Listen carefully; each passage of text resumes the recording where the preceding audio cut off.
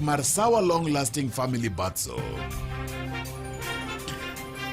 Oyawre nyakwar magajuang kendo machiegni mar yudo weche manyien ka gin mago motuche kor gwenge. Moko kuom jotelo e kaunti ma Siaya pod dhi nyime gi sundo dwachgi mar bedo ni gidwaro ni mondo mi gavana ma kaunti ma Siaya James Orengo ema mondo obed kata onego bed ni bedo gai maduond bura mar ODM poni Raila obiro yudo lemo mar bedo jakom mar duol mar riwruok makelo kanyakla pinje Afrika AUC.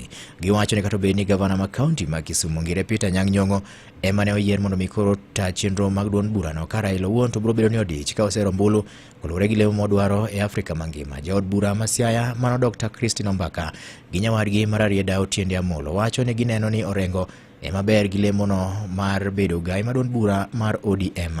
Koke kaunti ma Siaya George Amollo gi ler mathoth e wachni. Kata kobedo ni nyocha ne oseyier gavana ma Kisumu Ngire Anyang' Nyong'o mondo ema koro biro ta chenro duto te mag duond buch ODM e yor kojolo e kinde ma ogai mar Azimio Raila Odinga biro bedo ka onge kanie tije mag riwruok pinje Afrika, jaod buch kaunti ma Siaya Dr. Christine Ombaka to kod nyawadgi mar Arieda Otiende Amollo to neno ni Orengo ema ber gi thuolo no. Party mar ODM is the biggest party in the world today, in Kenya and in Africa. Uneno gi wang ka telo osechak ket omiyo wan kaka jo Siaya wa support gima party otimo kendo waneno mbele ni party gomiyo wa party leadership kaka dwarore kendo kaka jopiny okwayo. Everybody wants Bob Andrew Orengo to be the party leader everywhere. Omiyo we pray for him to get this position.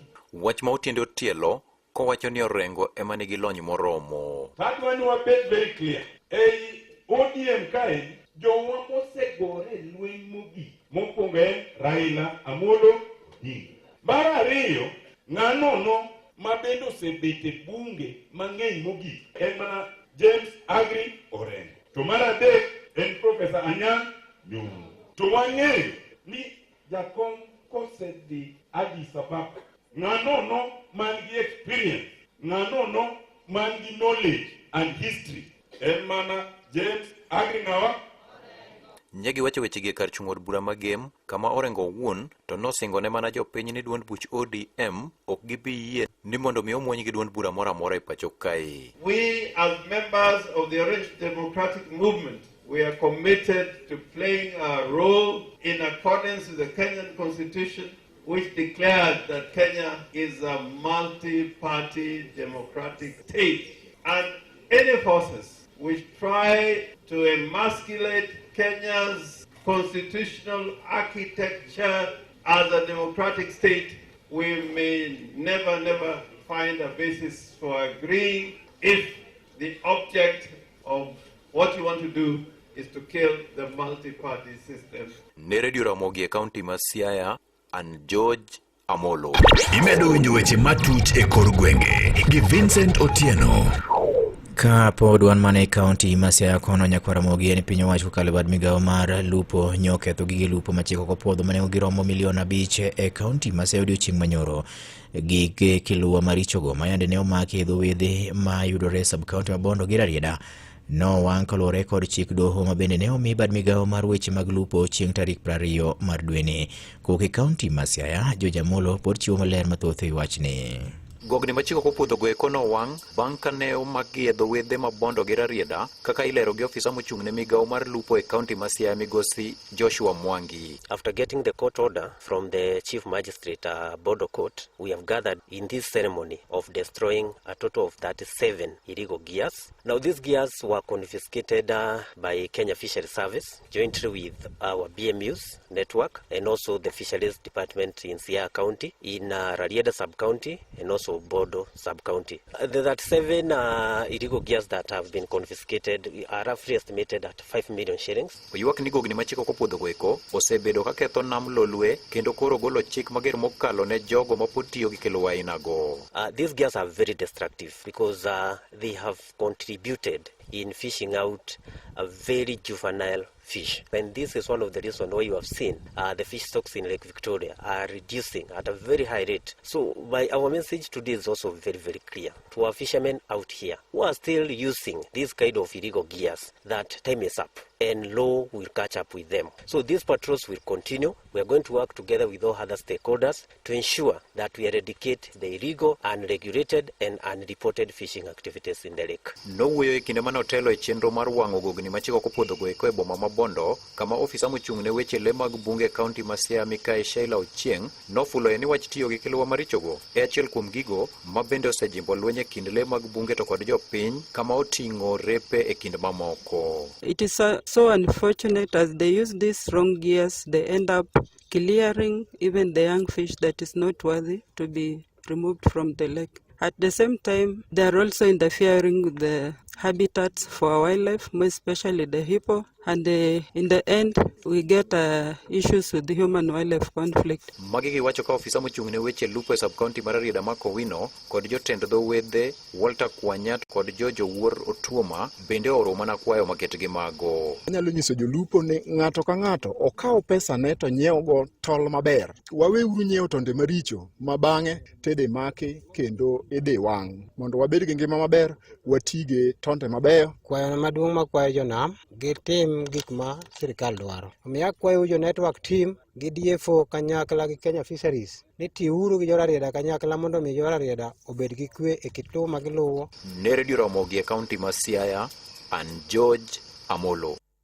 Imedo winjo weche matut e kor gwenge gi Vincent Otieno. Obila ka gikonyore gi bad migawo mar somo osechako timo nonro mar yango hiye gima dine kel tho mar japuonjre moro ma jaklas 12 e skund yawuowi ma Kanga Boys High School mayudore e kaunti ma Migori. Japuonjre no mabende nonro mare pok oyang malong'o nyo ring godo e od thieth, kata kamano nyoduogo wito ngimane ma lipot obedi nochiw gi bad migawo mar somo. Director ma ochung' ne weche mag somo e kaunti ma Migori, Jacob Onyiego, ne oyango wach ni ka olero ni tho mar japuonjre no nyo oyudo lipode ka e tek kuom tend sikuno ma bende nyo nyise kaka nyathino nochako bedo matuo kaachiel kod bedo ni kaka notere od thieth ma gikone to koro ne owito ngimane. Whether they were doing exam but that collapse akiwa in class, yes. Yeah, form 4. They had a bright boy.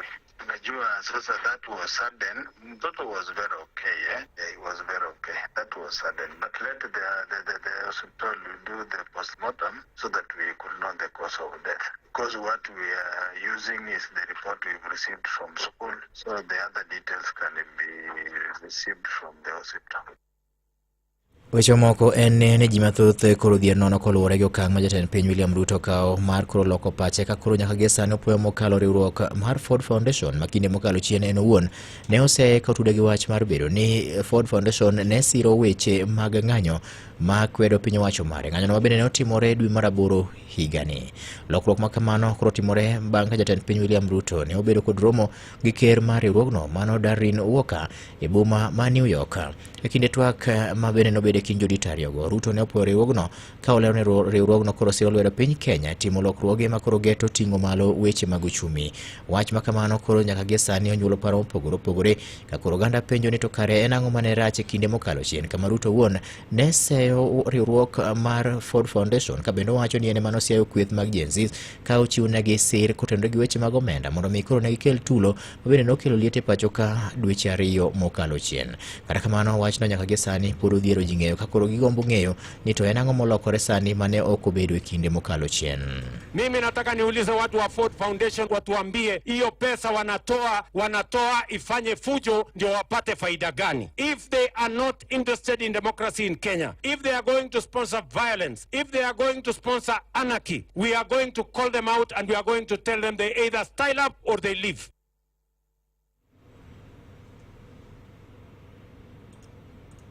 Imedo winjo weche matut e kor gwenge gi Vincent Otieno. Komachielo en ni moko kuom jotende kanise kaunti ma Migori onyiso jatend piny Kenya William Ruto gi jalupne Rigathi Gachagua mondo mi koro gikware ng'uono kaka yo mar kelo kwe makende kanyakla kod riwo oganda jo Kenya.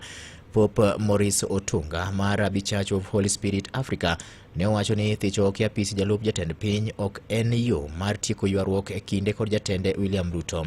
Otunga ne owacho ni lonyo Gachagua e telo koro biro mana medo kelo tungni pacho ka makoro dwaro ni tie mondo mi jood bura manyaka gi sani sundo wach mar paro mar thicho ok apisi Gachagua onego beni were gi wach makamano kendo gino onego beni gilose kata matin.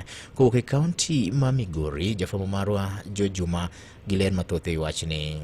Pope no mar kanisa no mar Church of Holy Spirit Africa Morris Otunga wacho ni thicho ok apis jalup jatend piny Kenya Rigathi Gachagua ok yo makare mar tieko ywaruok ma osebedo ki jatend piny Kenya kaachiel kod jalupne. Otunga wacho ne thicho Gachagua ok apis koro dhi medo mana kelo koko e piny Kenya kendo ber kimanyo rego machielo ma inyalo kelo go winjruok e kind jotelo ariyogi. Wach mar ker gi jalupne madwaro ni president obed piny gi Gachagua mondo mi giket kwe e Kenya. Kotamo giketo giluong jo kanisa mondo kanisa wuog oko mondo kaw president gi jalupne oket piny mondo kwe obed e Kenya ka mondo giriti ka ng'ato nigi makosa wadhi e 20 yiero chiegni yiere meni gol ng'ato to weche moko magin pich gi giaye mondo piny obed gi Otungwa ne dong mana higni 3 kende to koro jo Kenya dhi e yiero kabinde deber kaka jotelo ariyo ko tiyo mana kamoro achiel kendo koro moyiero mabiro moro ka moro koro lundache. Jatend kanisa ni mar Church of Holy Spirit Africa wacho ni andika jo Kenya ne oaye ng'anyo mane okel kod kwethno mar Gen Z kabinde sani deber ka jo Kenya koro bedo kamoro achiel kendo keto tenge wechego mag siasa. Nyore ka Gen Z okelo nwa lweny Kenya ka kendo gima timore ni wan ka kwene ne kaka jodhi chako kelo gimoro mbele ka kendo ma kadhi timore ukia gima nyalo chako bedo mbele ka koro weu jogi obed piny ne ni siasa momondo babende koro gore pacho kae ka ochakre mamalo nyaka counties koro thiro chenrogo mag dongruok kendo sa koromo manyaka koro ket gitenge. Otungo kwa jo siasa duto manie yier leo mopogore opoge piny Kenya ne otim tije manoyierge kendo giwe siasa nyaka higano mar 2017. Ka election obiro kaka jalup ker rach odhi dong' madhi yiere to we omiyo ywaruok mochako bedo sani ni ok wadwar e Kenya kwadwaro mondo kwe obed e Kenya. Jotelo man wayiero miuru jopiny tich mayot mondo mi jopiny ong'e ni wayieru mondo timnwa maendeleo. Timnauru maendeleo ni ok waterone dondruok. Ne nyaka londo Maramogi kuok e kaunti ma Migori. An Jojuma. Imedo winjo weche matut e kor gwenge gi Vincent Otieno. Jopuonjre mag mbalariany mag piny owacho nyiso sirikal mondo mikro donjre wach mar ng'anyo mag jopuonj mag mbalariany ma odiochieng' ma kawuono chopo odiochienge mar 8. Chenro mag somo e mbalariany marom 35 duto mag sirikal e thurka osebedo kod ng'ikruok ka oluwore kod ng'anyo ma kamano kabinde jopuonj mag mbalariany to pod oramo ne gibiro dhi nyime gi ng'anyono nyaka chop sirikal bikete tim ogirimiti mane giwinjore. Ogirimiti no mar higa 2022 gi 2025. Times unapata some system table inasema class from 7 asubuhi, so ndio umeamka ready uende daro, kufika daro unapata like empty desks hakuna wase. Kuna kwa hiyo pesa ya matumizi yenye tutumia, unaona saa kikuwa natutumia na hakuna kitu tunayanika tuna waste hiyo pesa. So mgomo ikiendelea obviously tu itabidi tufunge tu vile zetu turudi home. Our request is that the government should listen to our lecturers because we have heard that they had made an agreement to solve this issue in the year 2021, but so far nothing has been done. Kata kamano jopuonjre manie hikgi mogik mar tieko somb mbalariany ma Chuka koro negi luoro mokalo kolore kod wach ng'anyo makoro giwacho ni dhi miyo gimedo bedo gi kinde mathoth e sikul ka opogore gi kaka ne giparo e kinde mokalo chien. Nyakora Magajuangi kanyono ema dichopo e giko mar mi weche manyien kaka ne gimolno mesa mar kawo weche manyien Radio Ramogi. Watudre ka oromo saa 7 ne weche manyien adimba. Nyinga Vincent Otieno. Magone